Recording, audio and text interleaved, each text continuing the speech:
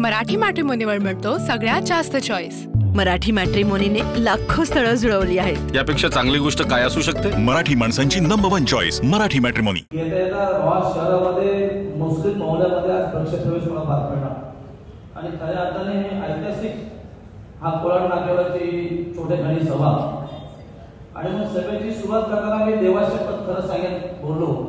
त्याचं कारण असं आहे की गत 4-5 दिवस महाराष्ट्रामध्ये खरंच एक वादळ घोंघवते किंवा आपल्या समोर आलं। आपण सगळ्यांनी टीव्हीच्या माध्यमातून बघितलं की राष्ट्रवादीचे सर्वोच्च नेते किंवा अध्यक्ष महाराष्ट्र राज्याचे उपमुख्यमंत्री अजितदादाच्या मुलाचा पराक्रम आपण सगळ्यांनी बघितला। एक बाप मुलासाठी किती खोटं बोलतोय हे देखील आपण बघितलं। आता राष्ट्रवादीला काही नवीन नाही आहे। याच कोलाड नाक्यावरचा 70,000 कोटीचा भ्रष्टाचार आपण बघितला। परवा आपण बघितलं की मुंडे साहेबांनी कोणाची सुपारी कशी दिली हे चित्र बघितलं। अतिशय भयावह परिस्थिती महाराष्ट्रामध्ये निर्माण आहे आणि सत्य आहे की अनेक पत्रकार किंवा इतर मान्यवर चर्चा करतात की खऱ्या अर्थाने निवडणुकीच्या अगोदर हे घोटाळे कसे बाहेर आले, म्हणजे खूप लोकांना चर्चा निश्चित आहे। माझा संशय वेगळा आहे। राष्ट्रवादीच्या नेत्यांनी त्यांचाच घात केला असं माझं म्हणणं आहे। कारण एकत्र आपण परवा बघितलं की अजितदादाची पत्रकार परिषदेमध्ये काही मान्यवर चेहरे आपल्यासमोर दिसले। पहिल्यांदा ते हसत होते, नंतर अति गंभीर झाले बरेचसे। एवढं दुःख त्यांच्या चेहऱ्यावर दिसायला लागलं तेव्हा ही घडलेली घटना अशी अजिबात नाही आहे। पण खरं महाराष्ट्र बघतोय बरेचसे बोलणारे मंत्री आहे, त्यांना काही बंधनं निश्चित आहे। त्यामुळे मी जे आज बोलणार म्हणून मी देवाशपथ खरं सांगून बोललो। काय होईल कारवाई होईल मला काही फरक पडणार नाही, पण जे सत्य आहे ते मी बोलणार। कारण या राष्ट्रवादीच्या बड्या नेत्यांनी खरं महाराष्ट्र लुटलंय आपण बघितलं। ओरबडून खाली बोललं तरी काय वांधा नाही आहे। हा 300 कोटी 70,000 कोटी मग 1800 कोटी हे सगळे आकडे आपण ऐकतो। सर्वसामान्य माणसाला कधी विचार करण्याची गोष्ट आहे की एवढ्या कोटी नुसतं आपण दिलं तरी आपल्याला आश्चर्य वाटेल। म्हणजे त्रिवार सत्य आहे ते कशा पद्धतीने लुटमार करायची ही याची संशोधन निश्चित आहे। खरं तर आज मी हिशोब घेण्यासाठी आलोय, कारण मध्यंतरी बरेचसे इथले महान नेते खासदार महोदय गडकरी साहेब व त्यांचे सुपुत्र असतील ज्याला तुम्ही सगळे भाई बोलता किंवा मंत्री महोदय ताई असतील, ते तुमच्या माझ्याविषयी मैत्रिणीविषयी ज्या पद्धतीने पत्रकारांना सामोरं जाताना बोलते, विचार नाही का की आपण मंत्री आहोत, आपण खासदार आहोत, आपण माजी आमदार आहोत, कधी विचार नाही आहे। एक लहान बालिश बुद्धीप्रमाणे ते बोलत जातं। कुठलाही आपल्या एखाद्या कार्यकर्त्याने वक्तव्य केलं की त्याच्यावरती रिॲक्शन ज्या पद्धतीने असते। एवढ्या वर्ष सक्रिय राजकारणामध्ये ज्याने अनेक पदं भूषवली, मंत्री, पालकमंत्री, खासदार भूषवलेल्या व्यक्तींनी अशा पद्धतीने बोलणं याचा अर्थ असा आहे की त्यांची पायाखालची वाळू नक्की सरली आहे। आता निवडणुका आल्यात, आता ताई भाई साहेब येतील, मावळे साहेब, एखादा आज कोल्हापूरची मिटिंग झालं लगेच त्यांचा रात्री प्रवास सुरू होईल। इतर जे आपल्यावर येऊ पाहतात त्यांचं थांबा, आम्ही तुमचं सगळं कल्याण करतो, इतिहास साक्षीला असतो। मित्र अनेक मंचावरचे मान्यवर आहेत, त्या रायगडच्या अनेक दिग्गज मंडळी आहेत। खरंच या तटकरे फॅमिली प्रत्येकाचा घात केला आहे। म्हणजे मी नेहमी सांगतो, मला तर 3 वेळा फसवलंय, बरेचशेला 2दा फसवलंय। आता मंचावरचे ज्ञानदेव असेल आमचे पवार असेल अनेकांना फसवलंय। आता एक विषय नक्की आहे, मगाशी मावळे साहेब बोलले की त्रिमूर्ती आहे, त्रिमूर्ती तर आम्ही आहोत, पण 2 महेंद्र नाही धर्मेंद्र आहे। आमचा शोले पिक्चर चालू आहे, तुम्ही काळजी करू नका। या सगळ्या गोष्टीमध्ये कशा पद्धतीने कळवून करतो हे चित्र स्पष्ट नक्की होईल। आता राजकारणामध्ये बरेचसे अनेक प्रयोग करतात लोक। आपण बघितलं कर्जत मध्ये आमच्या आमदार महेंद्र दोन अडचणण्यासाठी महायुती सोडून महाआघाडीचे उपाटाच्या बरोबर त्यांनी अलायन्स करायचा प्रयत्न केला, महायुती करण्याचा प्रयत्न केला। कर्जती पत्रकार परिषद सगळ्यांनी बघितली पत्रकारांनी, पण पुन्हा गडकरी साहेबांनी त्याच्यावरती ऍक्शन रिॲक्शन दिली हे सगळं मला माहित नाही. मला माहिती आहे दिवाळीची कदाचित पार्टी असेल. आता तटकरे सर किती पटो बोलतात हे महाराष्ट्राला नक्की माहिती आहे. त्यांचा चेहऱ्यावरचा भाव मी नक्की सांगतो, कारण ते राष्ट्रवादीचे पद्धतशीर आहेत. त्याच्यामुळे प्रत्येक पत्रकार परिषदेमध्ये ते कशा पद्धतीने रिॲक्ट होतात हे आपण सगळ्यांना बघितलं. आणि मग महाराष्ट्र रायगडची जनता आता सुद्धा आहे.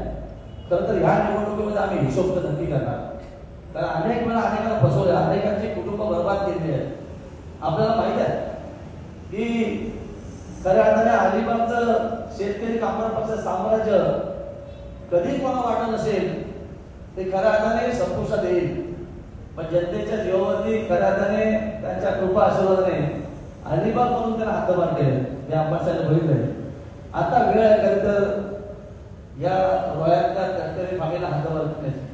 आणि म्हणून आजची सभा ही खऱ्या अर्थाने दिशादर्शक निश्चित आहे.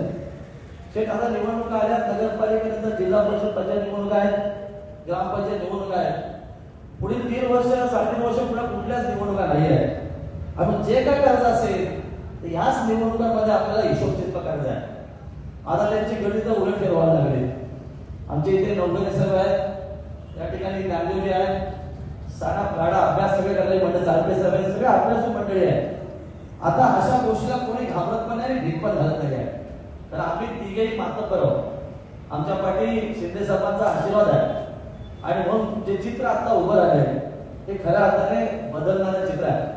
मध्यंतरी रॉयलमध्ये आम्ही एक प्रयोग केला दही हंडीच्या रूपाने, आणि तो सक्सेस झाला. तर शिंदे साहेबांनी त्या सहकार्याचं नक्की कौतुक करेन. त्यानंतर आमच्या ताईंनी प्रवेश केला, शहर प्रमुख आहेत. म्हणजे एक रोहा बदलण्याचं चित्र स्पष्ट झालंय. खरं तर रोह्याची शहरातली जनता सुद्धा निश्चित आहे, कारण गेले कित्येक वर्ष ती वाट बघते आहे. ती खऱ्या अर्थाने आज त्या ठिकाणी नेतृत्व तयार झाले आहे. आणि म्हणून बदलत्या रोह्यामध्ये आज आपण बघितलं की आशावादी लोक पण त्या ठिकाणी जाऊन बघितलं की आम्हाला उद्या तटकरच्या कुपाराशिवाय तिकीट मिळेल का, पण तसं दिसत नाही आहे. पण त्याला घ्यायचं नाही. आपला फळी खूप मजबूत आहे. मी अभ्यास केला सगळा पूर्ण रोह्याच्या 10च्या 10 वॉर्डचा मी अभ्यास केलाय. तर 10 वॉर्डची इच्छुकी एवढीच आहे की आपल्या कित्येक लोकांना विनंती करायला लागेल. आणि मग रोहा बदलत्या रोह्यामध्ये आज निश्चित रोह्याची जनता उभी आहे. ती खऱ्या अर्थाने निवडणुकीला सामोरं जात असताना रोह्याची जनता हे बदल निश्चित होणार. तर आपण बघितलं मुरुड सारख्या एका शहरामध्ये ज्याला नवाबी शहर आपण बोलतो, कधी कोणा वाटवलं त्या ठिकाणी भगवा फडकेल. पण मागच्या निवडणुकीमध्ये आम्ही देखील मावळ्यावर गदिनी कामेने गेलो आणि रोह्याची नगरपालिका आपण ताब्यात घेतली. तशाच पद्धतीने खऱ्या अर्थाने आज रोह्याची नगरपालिका ताब्यात आली आहे. आणि मग येतात आपण बघितलं मार्केटमधून येत असताना लोकांच्या चेहऱ्यावरचा हास्य बघितलं नाही. परवा झालेल्या रोह्याच्या मुस्लिम मोहल्ल्यामधला प्रवेश आपण बघितला. खरं आहे की 2-4 दिवसामध्ये हे सगळं गणित उलटफेर निश्चित होणार आहे. आणि ताई भाई साहेबांचं इथलं राज्य निघून जाणार आहे. आणि म्हणून येणाऱ्या काही तासामध्ये हे सगळं गणित उलटफेर होणार आहे. आणि मग आजची कोल्हापूर नाक्याची सभा ही खऱ्या अर्थाने दिशादर्शक निश्चित आहे. आज जे काय मला सांगायचं होतं ते खरं मी सांगितलं, कारण बरेचशेचं मनोगत आपल्याला ऐकायचं आहे. आरोप करायचं चूक आहे. आपण ठरवलं सगळ्याच गोष्टीचा खुलासा या ठिकाणी करू शकतो. काही बंधनं निश्चित आहे, पण आमचा सबोरी सल्ला देखील आहे. या सगळ्या राजकीय गणितामध्ये येणाऱ्या नगरपालिका नगरपंचायती जिल्हा परिषदेला कदाचित उलटफेर करण्याचा प्रयत्न जर केला तर आपल्या घरात मंत्रीपद आहे, आपण खासदार आहात. जर केला तर आपल्या घरात मंत्रीपद आहे, आपण खासदार आहात. आता खासदारी आमच्या जीवातून आले. बरेचसे असेल, मी असेल, योगेश असतील, तर चांगल्या लोकांचा रोष होऊन घेतला.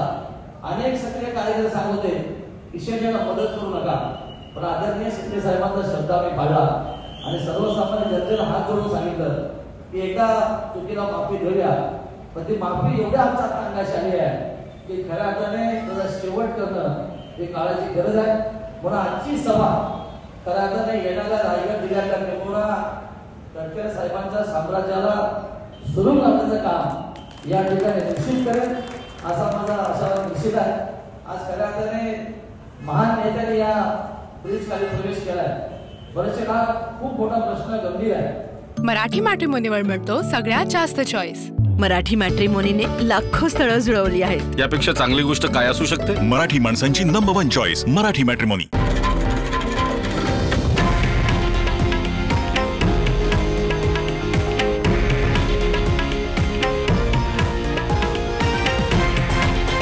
हे आहे देशातील नंबर 1 न्यूज नेटवर्क आणि आपण पाहत आहात TV9 मराठी, एकमेव.